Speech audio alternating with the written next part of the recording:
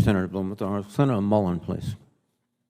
Thank you, Chairman. And just for comment purposes, I want to say if there's any way I could get a list of promotions before we vote on them, because I think I just voted on my brother-in-law to be promoted, and I want the ability to maybe put a hold on him before I do that. I like him sometimes, but not always. Absolutely. You have to go through 1,700 names. That's fine. I'll find him pretty quick. No, that's no problem. Anyways, I appreciate the opportunity to serve on this committee, and I want to go straight to, and sir, forgive me if I miss your name, but Zakim? Zackheim, but I'll take Zakim. Would say that again? Zackheim. Zackheim. All right, Zackheim.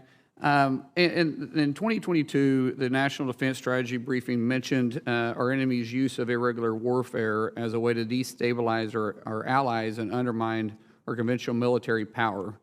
Can you speak of the effects of Russia's energy warfare that's had on Europe's resolve and the allies in Ukraine? Thank you for the question, Senator, and I want to associate myself with what Dr. Hill just said, where they absolutely tried to intimidate and browbeat the Europeans into submission on the basis of turning off the spigots, and energy warfare is really what it came down to. And I think in this regard, Europe, I guess from my standpoint, surprised me.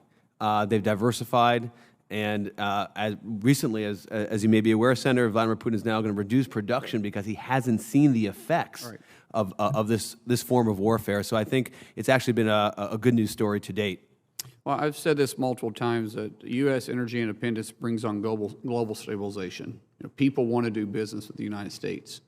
And Dr. Hill, you made a reference that we should be trying to help our allies more with food, fuel, and fertilizer. The problem is that underneath this current administration, the war on energy, even the president's comments just recently that he's wanting to eliminate fossil fuels within 10 years, it causes problems with our allies. Would you agree? Well, it depends on how we're framing all of that. I mean, well, if we cut fossil fuels, you're going to damage food supply. As a rancher, someone that produces a lot of protein for the American people, I can't run my tractors and our semis on electricity. Yeah. And if I could, it would cost 2 or 3 more times to buy that product, which there's not the margin in there. So it's going to hurt the food supply.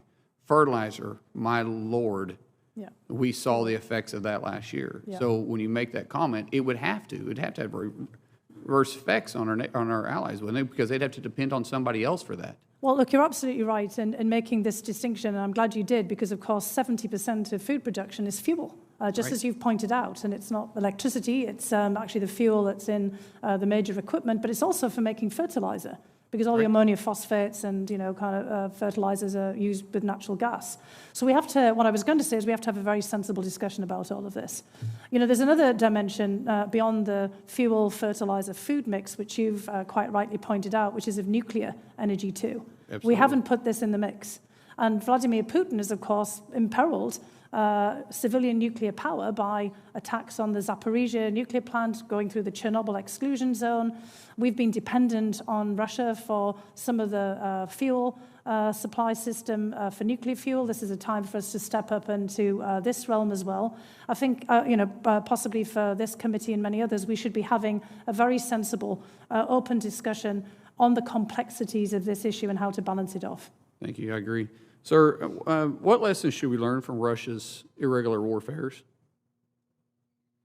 Well, I mean, they've been effective with hybrid warfare, as you note, in Georgia, in Crimea. In this case, Putin was perhaps overconfident in his conventional forces capability and didn't pursue that route, although I would note that the day before Russia had the physical land invasion of Ukraine, there were robust cyber attacks on Ukraine, on their government servers, and actually globally. And so we have to think of this conflict as one that's playing out in all domains, including, I think, what you're characterizing as the irregular domain as well.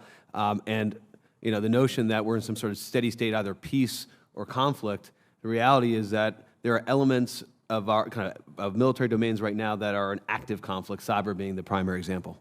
Thank you. And, sir, with the fact that I came over from the House and we respect the time because we get cut off, I'm going to yield back the remainder of my time to you. Thank you. That is an example that everyone should follow. I And agree. I I thank agree. Senator Mullin. You've added so much to the committee already. You'll get over it soon. With that, let me recognize for 5 minutes Senator Blumenthal. Thank you. Thank you. I'm not going to use any of my 5 minutes to comment on in reaction.